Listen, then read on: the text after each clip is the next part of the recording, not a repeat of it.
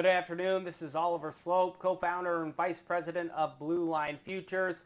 Congratulations, you made it to Friday, and if you're a grain and a livestock trader, your weekend is officially here. If you're trading some of those outside markets, you've got about 20 minutes or so left, and then you can claim your weekend as well. Before we get into today's charts and price action, I do want to remind you, if you have not signed up for a free trial of our daily commodity commentary, you can head over to bluelinefutures.com. From there, you select this sign up button and that'll populate a form for you to select the markets that most interest you, whether that be grains, livestock, metals, indices, etc. We have a great team in-house that puts together a lot of great information each and every day and gets sent to your inbox before the open. So again, head over to bluelinefutures.com, take a free 2-week trial of our daily commodity commentary. As mentioned in other videos as well, we're going to be doing today's charts and technical analysis from our Blue Line Edge trading platform, which is free to brokerage clients. Great desktop and mobile platform, very user-friendly, whether you're trading on your own or working with our professional trade desk. Now that we got those plugs out of the way, we can go ahead and go over today's price action and closing prices for the grain and livestock markets. For the grains, I probably don't have to tell you, it was an ugly day. We saw corn, soybeans, wheat all take it on the chin. New crop December corn futures down 10 3/4 cents to settle at 4.10. New crop November soybeans 31 cents lower, 10.48 and a half. And out in the wheat markets, we had September Chicago wheat down 14 1/4 to 423 and a half. Now that was an ugly day, but if you're looking for a silver lining in the grain markets, we're still higher on the week. December corn futures 5 1/4 cents higher. November soybeans still 12 1/2 cents higher for the week. So not a great close to the week. Certainly changes some things on the technical landscape heading into next week's trade, but we will talk about that then. What I want to focus on in today's video is the livestock markets. That's where I see a little bit more urgency and some things to potentially do, whether you're looking at the hedging or the speculative side. Here we have the April 2025 live cattle futures contract pulled up, and as you can see, we're just kind of trading in a wedge, and that wedge is narrowing, which generally means the market may be building up some energy for a bigger directional move, whether that be a breakout to the upside or a break down to the downside.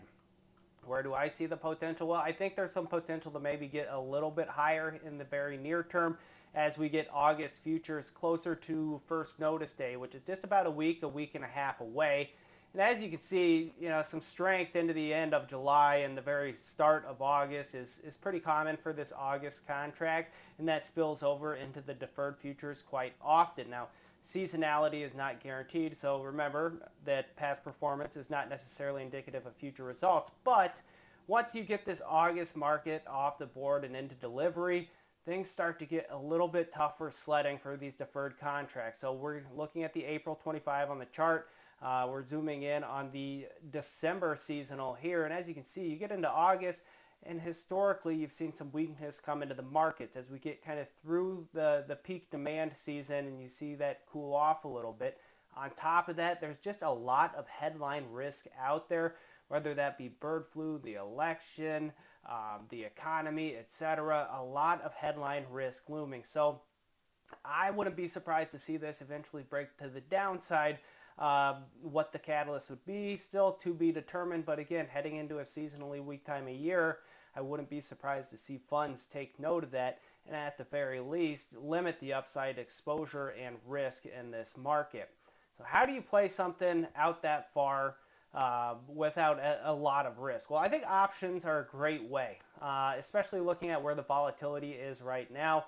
Here we have the CME CVOL index for live cattle, which is a measure of the volatility, or what I guess a lot of people could equate to as uncertainty. And here we have the live cattle CVOL really near the low end of the year's range, hovering around 12 and change. So that means options are relatively cheap, so to speak. You buy cheaper options and you look for the volatility to spike eventually, which has happened over the last couple of falls once you turn the calendar over.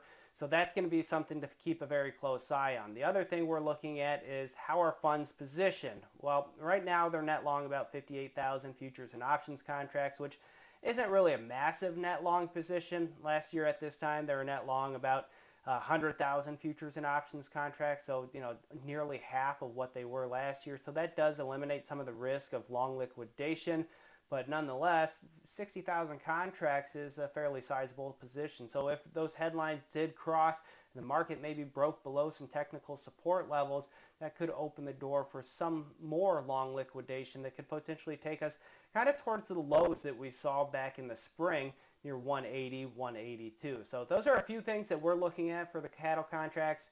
We're also looking at some similar setups in the feeder cattle market. So if you have anything that you need hedged, or you're looking for a speculative trade to the downside or even to the upside in the cattle markets, you want to go against us, that's fine too. We don't have the magic 8 ball. Give us a call. You can reach me directly at 312-837-3938. You can always email Oliver at Blue Line Futures. I'll be more than happy to respond and kind of fill you in on other things that we're looking at. So that's a wrap. That's a week. I hope you all enjoy your great weekend. It looks like the weather's going to be pretty nice for a lot of areas. Starting to heat up out there, so stay cool. And remember, trading futures and options involves substantial risk of loss and is not suitable for all investors. Hi, I'm Oliver Slope, Vice President and co-founder of Blue Line Futures. Join me on my journey for this year's Pro Farmer Crop Tour, August 21st to the 24th. Now, I'll be on the eastern leg, which starts in Ohio, goes through Indiana, Illinois, into Iowa, and up to Minnesota. I'll be sending out my normal daily grain market commentary as well as special updates from the findings on my route throughout the day. Now, sign up for these updates by filling out the form on this page, and we'll send you one of the best looking koozies around, and I love corn koozie because who doesn't love corn? Thank you, and I look forward to you joining me on my journey.